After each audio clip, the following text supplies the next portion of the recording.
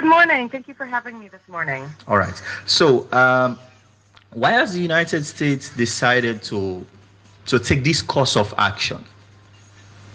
That's a great question. So, as we have stated since our first official statement came out regarding the elections, we had some concerns regarding the election process and the vote tabulation. So, in support of our goals of promoting democracy globally, yesterday the Secretary of State announced a new visa restriction policy for individuals who are believed to be responsible for or complicit in undermining the democratic process during the elections this past June.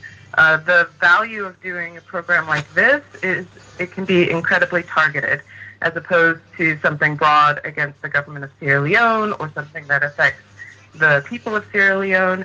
This is specifically targeting people who we believe were involved in undermining the democratic process in Sierra Leone. And the categorization of this ban, it's not quite specific. So, who are those that are on the list of that visa ban? Yeah, I know that's a question that everyone has been asking. And under U.S. law, individual visa records are confidential. So we can't provide details on who exactly is affected by this. I will also say that this is the announcement of a policy, and so additional names can be added to the list of people who are subject to this visa restriction if additional information comes out later down the road.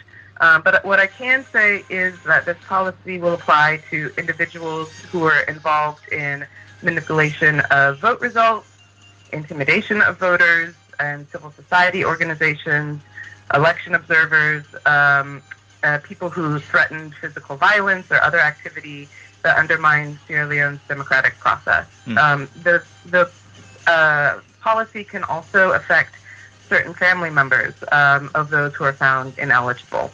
And speaking about family members, some of those people that this visa ban might be targeting, some of them already have families abroad. Some of them, their kids are probably U.S. citizens. How are you going to deal with their own cases? Well, a U.S. citizen, you can't reject any possibility for them to travel to the U.S. But if anyone who is affected by this policy already has a U.S. visa, then that visa will be revoked, and we will let them know. And if someone is traveling to the U.S. and applying for it, then they'll see that they have the visa ban already. This doesn't apply to people who already are U.S. citizens or live in the U.S. because we don't. U.S. citizens don't need visas, and this is a visa policy. Okay, and later this month we'll be having the UN General Assembly. Will our president and some of his cabinet ministers be allowed to attend? I mean, in the light of what you've just announced. Well, as I've said, we can't confirm who all is on the list. I do know that there are possibilities, if it's deemed necessary, to give waivers to people with visa ineligibilities. In cases in the past, not specific to Sierra Leone, but in cases in the past, it has been possible to get people who would otherwise not be eligible for a U.S. visa a waiver to attend a specific function like the UN. But that's determined on a case-by-case basis and based on the best interest of the United States. So, again, I can't confirm or deny who's on the list, but if it is deemed necessary, waivers can be made for specific purposes of travel. And at what point will this policy be reversed? What does Sierra Leone need to do?